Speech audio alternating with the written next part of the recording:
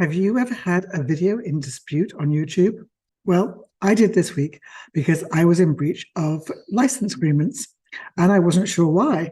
This was with Canva on the music I had downloaded, which I thought I had done correctly, but clearly hadn't. I didn't understand because I had a Pro account, and while I used Pro Music, I didn't think that would be a problem.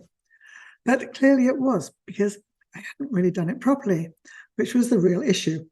And what I needed to do was check my license agreement and what I could and couldn't do. And the key point is that a Canva license is a one-time use only. So therefore you have to reconnect it every single time. Well, that appears to be what I needed to do. Let me go to my screen and we'll take a look. First of all, this is the bit I should have read. And I accept that I'm not very good at reading these things. This is the Canva Content License Agreement, and I will put the links to all the documents that I'm sharing in the description below this video. And the Pro Content License, which I have a Teams account, which is the same thing, aka One Design Use License. I should have paid attention to that. And the interesting section that we need to look at are sections 5 and 7. 5 is the very generic one, but there is a specific section on audio, and this is where I had a problem. And these are the permitted uses of Pro Music. And it wasn't because I'd actually broken these rules. To make it easy, I'll include a copy of this information in the video description. It was because I hadn't renewed it every time. I'll also put a link to this document, which is how you can purchase licenses for Canva, and this one, which is avoiding and clearing content ID claims. And that's what I was dealing with.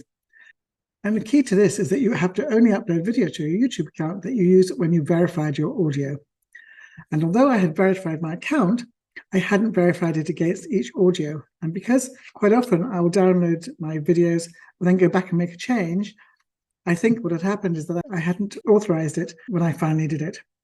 It was very easy to clear the ID claim, and YouTube was very helpful and very clear about the dispute process. But let me go over to my Canva screen and show you how you make sure you don't break the rules. This is a short that I recorded last week. And basically, as you know, to download, you go to Share, click Download, and I'm going to download it as MP4.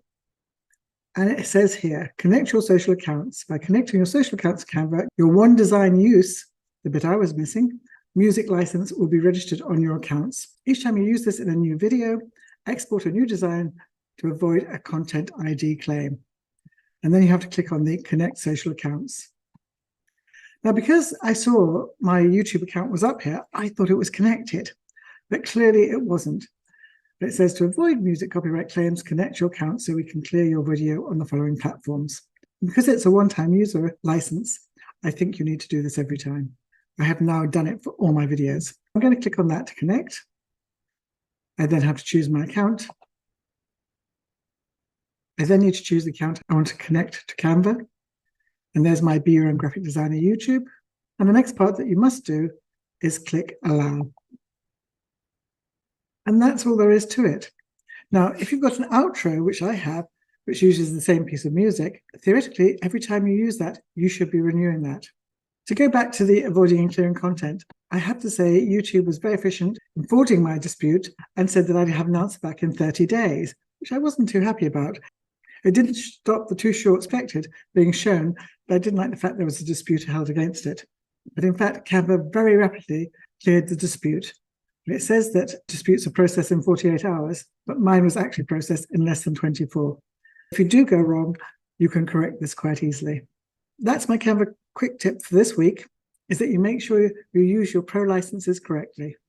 As I said, I will put the links to all the relevant documents in the description below this video. And also, if you're interested in taking out a Pro license so you can use the Pro versions of audio and images for free for 30 days, I'll add a link for that as well. I hope that helps, and I'll see you next week.